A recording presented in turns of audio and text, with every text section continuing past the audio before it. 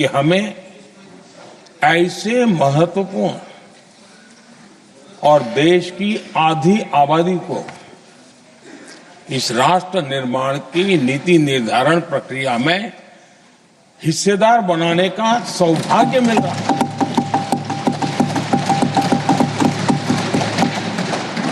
ये हम लोगों के लिए सौभाग्य है और मैं चाहता हूं कि मेरे सभी माननीय सांसद, मैं इधर उधर की आज बात करना नहीं चाहता हूं, हम सभी सांसद इस महत्वपूर्ण अवसर को जाने न दें। हम भारतीय सब मिल करके देश को नई दिशा देने जा रहे हैं। हमारी शासन व्यवस्था को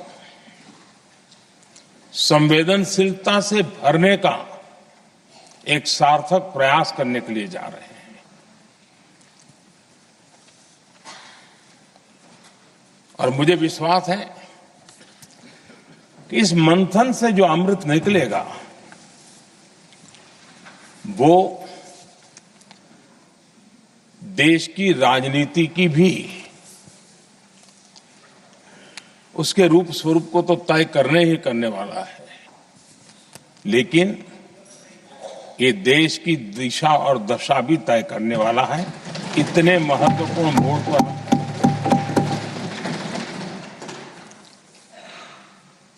आदरणीय अध्यक्ष जी, 21वीं सदी में भारत एक नए आत्मविश्वास के साथ आगे बढ़ रहा है।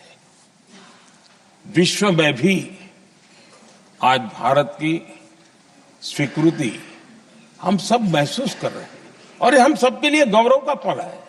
एक समय हमारे पास आया है और इस समय को हमने एक विकसित भारत के संकल्प के साथ जोड़ा है। और मैं पक्का मानता हूं कि विकसित भारत का मतलब केवल उत्तम प्रकार के रेल, रास्ते, इंफ्रास्ट्रक्चर या कुछ आर्थिक प्रगति के आंकड़े सिर्फ इतने से ही विकसित भारत की सीमित कल्पना वाले हम लोग नहीं हैं। हम चाहते हैं कि विकसित भारत जिसके नीति निर्धारण में साच अर्थ में सबका साथ सबका विकास का मंत्र समाहित हो, देश की 50% जनसंख्या नीति निर्धारण का हिस्सा बने, ये समय की मांग है। हम पहले ही देरी कर चुके हैं, कारण कोई भी होंगे, जिम्मेवार कोई भी होंगे, लेकिन इस सच्चाई को हमें स्वीकार करना होगा कि जब हम अकेले मिलते हैं तब मानते हैं हाँ यार, लेकिन जब सामूहिक रूप से मिलते हैं, मुझे याद है कि जिस इसकी प्रक्रिया चली थी, सभी दलों से मिलना हुआ है, एक दल को छोड़ करके जिन जिन से मिलना हुआ है हर एक ने सैद्धांतिक विरोध नहीं किया है। बाद में जाकर के जो कुछ भी हुआ होगा, राजनीतिक दिशा पकड़ी जा रही है, लेकिन जो राजनीतिक दिशा में ही सोचते हैं, मैं उनको भी एडवाइज करना चाहूंगा, एक मित्र के रूप में एडवाइज करता हूं और सबको काम आएगी। हमारे देश में जब से विमेन रिजर्वेशन को लेकर के चर्चा हुई है और उसके बाद जब जब चुनाव आया है, हर चुनाव में